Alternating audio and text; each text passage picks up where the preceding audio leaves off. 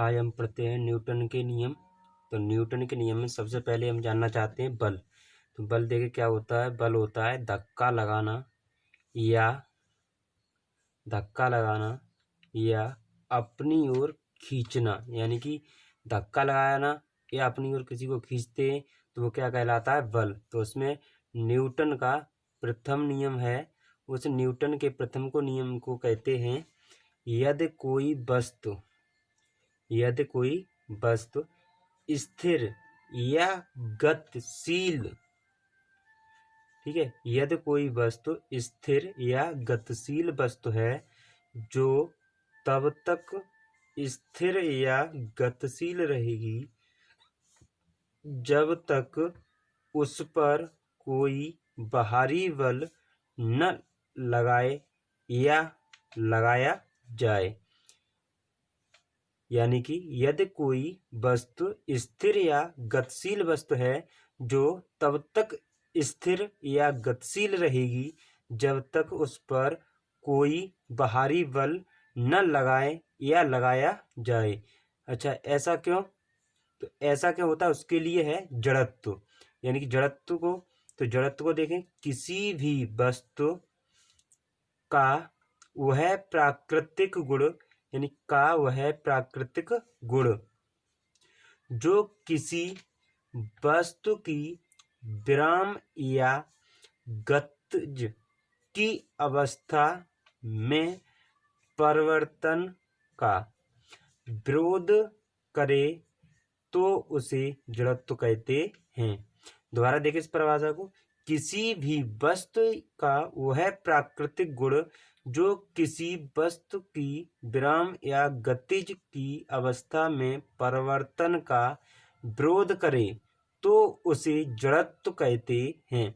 जैसे चलती बस, यानी जैसे में क्या है, चलती बस का रुकना, अचानक बस रुक जाती है, ठीक है। या गद्दे पर डंडे मारना, जैसे हम डंडे से गद्दे को पीटते हैं तो उसमें धूल के कण जो कंपन करते हैं यानी निकलते हैं उसमें से, वो क्या है, यानी कि जड़त्व का कारण है। ठीक है, अब देखते हैं हमें यहाँ से द्वितीय नियम। तो द्वितीय नियम में क्या है, किसी वस्तु के संवेग में, यानी कि किसी वस्तु के संवेग में परिवर्तन, किसी वस्तु के संवेग में परिवर्तन की दर उस पर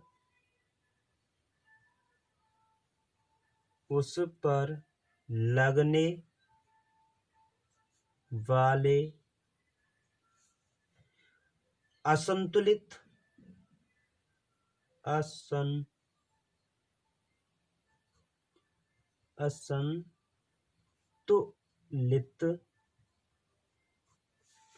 बल की दिशा में, यानी कि दिशा में बल के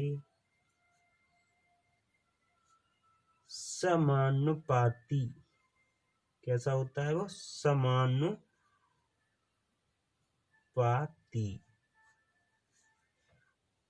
होता है। तो देखें यहाँ पर कैसे होता है, यानी कि किसी वस्तु के संवेग में परिवर्तन की दर उस पर लगने वाले असंतुलित बल की दिशा में बल के समानुपाती होता है। तो अब इसमें देखें ये कैसे होता है, उसके लिए क्या है, यानी कि इसका अब इसका निगमन करते हैं तो इसमें होता है संवेग। क्या होता है, यानी कि ये होता है संवेग। तो संवेग, और संवेग बराबर होता है द्रव्यमान और गुणा में होता है वेग। ठीक, तो इसको हम लिखते हैं संवेग को स्मॉल p से, और इक्वल में लिखते हैं द्रव्यमान को m से और वेग को लिखते हैं v से। ठीक, तो ये P बराबर हो गया m इंटू वी। माना, अब यहां से हम करते हैं माना, तो माना में क्या होगा कि बल F प्रोपोर्शनल, तो प्रोपोर्शनल में P2, यानी P2 होता है बाद का संवेग और P1 होता है पहले का संवेग और वट्टे में होता है समय यानी कि स्मॉल t।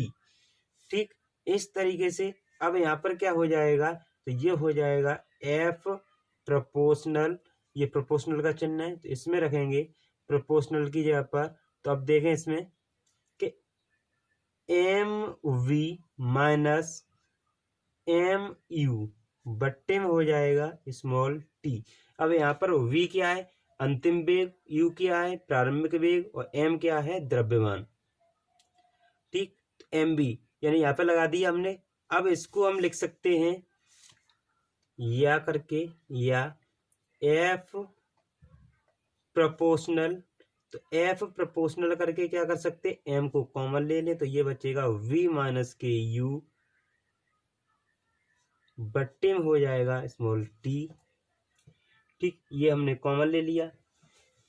अब देखें यहाँ पर यदि हम ऐसे देखेंगे त्वरण, जो त्वरण है, ठीक, इसे कोष्टक बंद करते हैं तो त्वरण ए बराबर, ए इक्वल में होता है तो वो क्या होता है, ए इक्वल में v माइनस के यू, यानी कि अंतिम वेग माइनस के प्रारंभिक वेग बट्टे में t।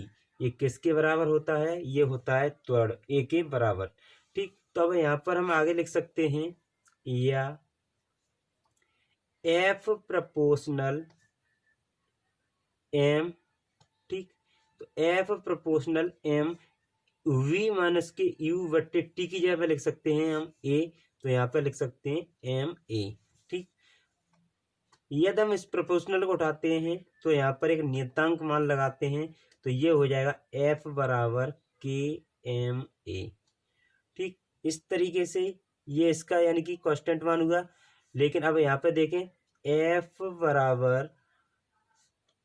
बराबर में क्या हो जाएगा कि f बराबर में हो जाएगा एम ए, क्योंकि ये एक नियतांक मान है तो इसका कोई वो नहीं है मान जो निश्चित रहता है हर समय, और इसका मात्रक होता है वो होता है न्यूटन। न्यूटन क्यों है, क्योंकि ये न्यूटन का नियम है जो न्यूटन ने खोज की थी, इन्हीं के नाम पर इसका नाम रखा गया, यानी कि न्यूटन मात्रक। अब इसमें देखते हैं इसका यानी कि तीसरा नियम, तो तृतीय नियम क्या है वो देखते हैं। तो यहाँ पे लिखते हैं तृतीय नियम। तृतीय नियम, तो तृतीय नियम में देखें, तो तृतीय नियम में चलते हैं। तृतीय नियम में क्या आता है, तो तृतीय नियम को देखते हैं, यहां से लिखना प्रारंभ करते हैं हम। यानी कि जब किसी एक वस्तु द्वारा, जब किसी एक वस्तु द्वारा दूसरी वस्तु पर, दूसरी वस्तु पर तात्क्षणिक,